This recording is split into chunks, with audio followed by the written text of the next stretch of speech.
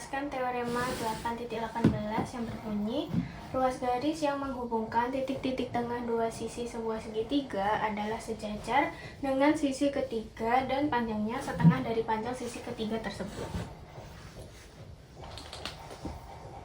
Kita punya diketahuinya yaitu segitiga RDN sebagai berikut gambarnya. Kemudian ada S sebagai titik tengah RD, kemudian A sebagai titik tengah ruas garis DN. Kita akan buktikan kalau SA itu sejajar dengan RN dan SA itu setengah dari RN.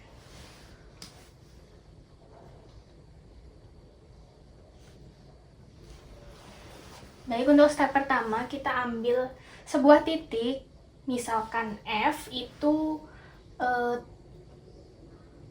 terletak di perpanjangan SA. Jadi nanti SA harus sama dengan AF. Misalnya kita taruh di sini.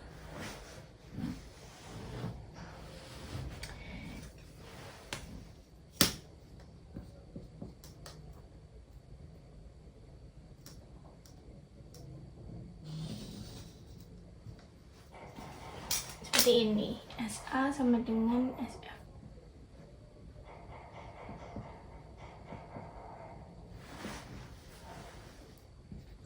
Ambil F,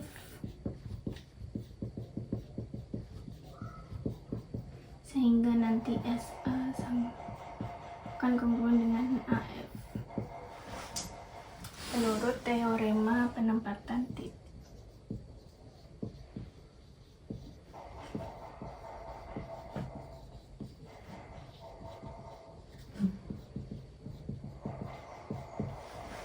Nah, kemudian kita tadi tahu kalau A itu adalah titik tengah dari ruas garis DN. Jadi DA atau AD akan sama dengan AN. Kita tulis AD sama dengan AN menurut definisi titik tengah.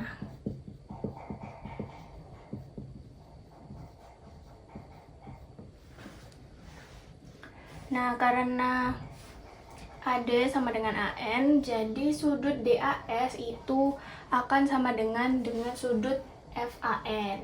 Karena ini segaris dan DA sama dengan DN. Jadi sudut DAS kongruen dengan sudut FAN. Ini karena mereka juga bertolak belakang.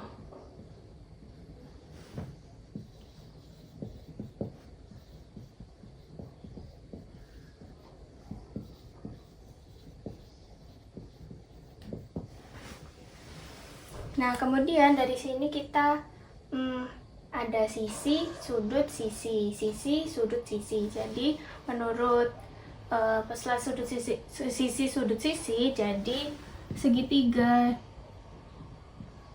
SDA kongruen dengan segitiga FNA.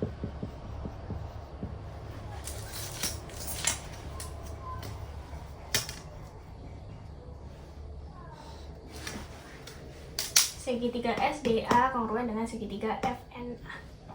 Nah, kemudian karena segitiga SDA itu kongruen dengan segitiga FNA, maka sudutnya itu juga kongruen. Jadi kita bisa tulis sudut SDA itu kongruen sudut FNA.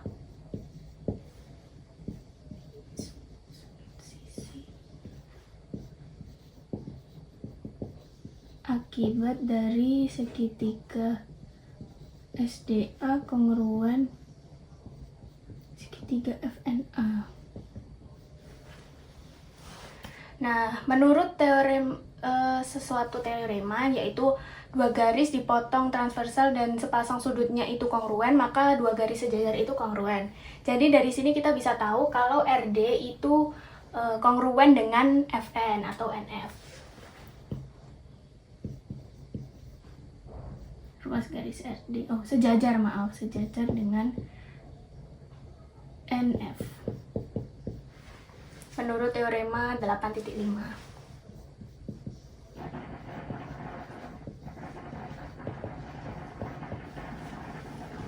Nah, karena diketahui tadi kita tahu kalau S merupakan titik tengah dari RD, jadi RS itu sama dengan SD.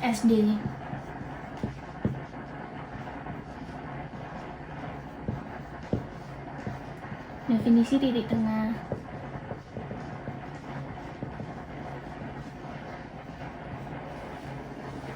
Nah, kemudian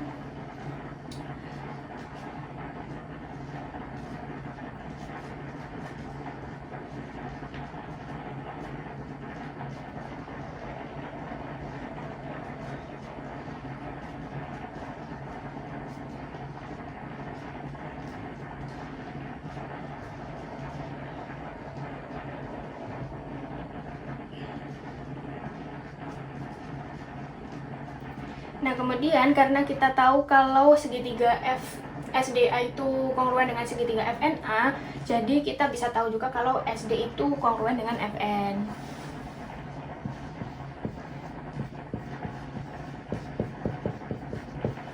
Menurut akibat dari segitiga SDA kongruen dengan segitiga FNA. Nah, karena ruas garis RS kongruen dengan ruas garis SD dan ruas garis SD itu kongruen dengan ruas garis FN, maka kita bisa tulis kalau ruas garis RS itu kongruen dengan ruas garis FN. Itu akibat dari ruas garis RS itu kongruen SD dan SD kongruen FN. Kita tulis akibat RS dan SD sama dengan FN. Dari sini kita hapus dulu karena papanya tidak cukup ya. Nanti saya tulis step-step terakhirnya.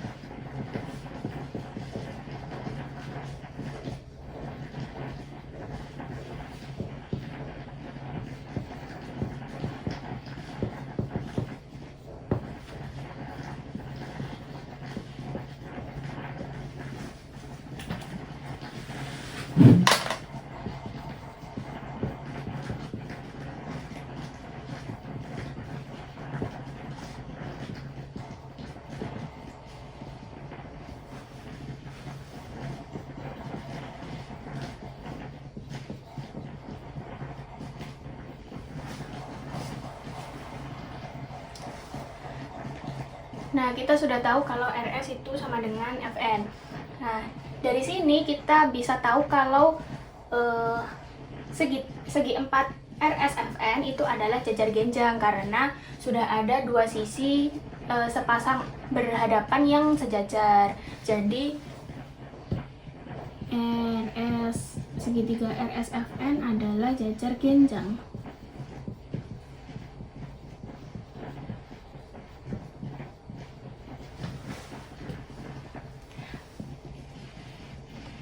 Karena ada dua sisi yang sejajar. Dua sisi berhadapan yang sejajar.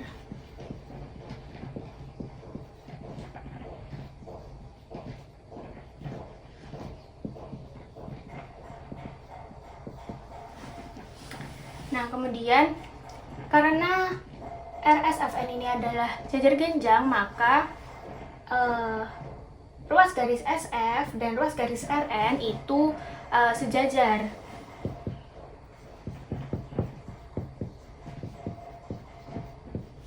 Nah, di sini kita sudah buktikan SF dan RN itu sejajar. Nah, ini SF kan juga mencakup SA. Maka dari itu SA sejajar RN akibat RSFN jajar genjang akibat SF sejajar Rn. Nah, dari sini sebelumnya kita tahu kalau SA itu setengah dari SF, dari yang kita ambil titik F tadi.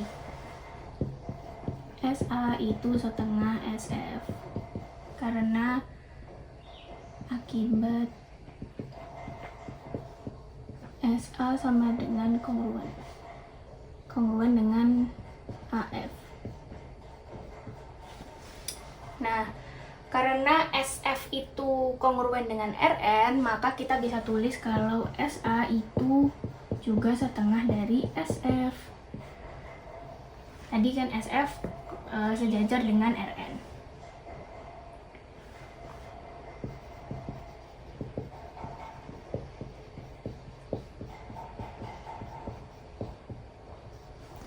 Nah, karena SA sejajar Rn dan SA setengah dari Rn,